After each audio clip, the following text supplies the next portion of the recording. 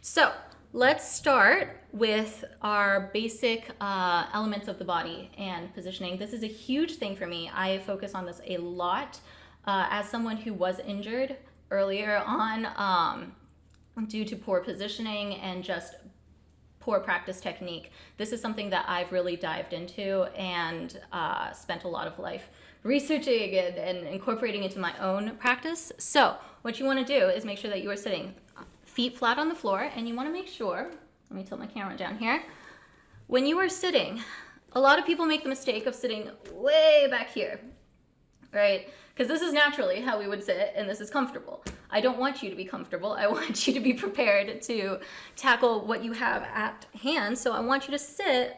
If you're following along at home, at your desk, or at your instrument, please go ahead and join me. I want you sitting prepped on the front edge of your chair. You don't have to go all the way like this. That's pretty unstable. Just make sure you're kind of prepped and ready to go. Make sure that you are sitting up tall. I liken classical piano a lot of the time to classical dance, so ballet and what have you. When we sit, we want to make sure that it's as if there's a string pulling you from the top of your head, and looks like there needs to be a share permit. Is the link not working, Larry? I will try again in a little bit, and if not, I was planning to share my screen too when we got to that portion, so it'll show up on your screen, okay?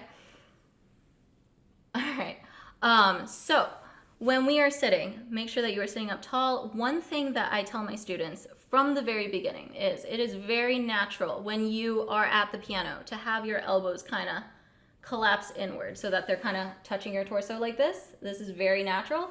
Try and fight against that. You want your elbows here supporting you, kind of like I said, ballet. You kind of have this posture. Make sure that you are supported here, okay? At no point, even if you're crossing over and using the full range of your instrument, should your elbows ever kind of touch your torso like that, okay?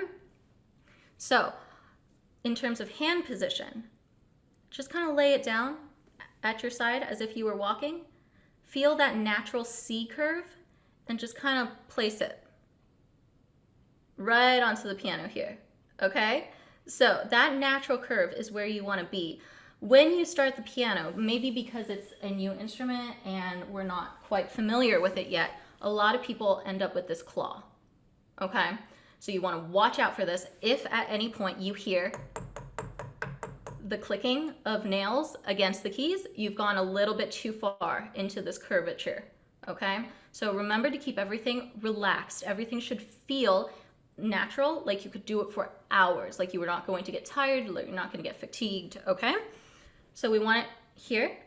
One thing you want to note is starting from your elbow to your wrist to your fingers, okay? This should all be in a line, all right? This is why we have adjustable benches for the instrument, is because sometimes your natural position is more like this, okay? That kind of slope, we want to get rid of that. If you see this as you're playing and your elbows and your shoulders are starting to come up, you know that your bench is a little bit too high and you need to lower your bench, not your body, your bench, back down, okay? And if the opposite problem is true, if you kind of see this, then raise your bench and make sure that you're here, all right?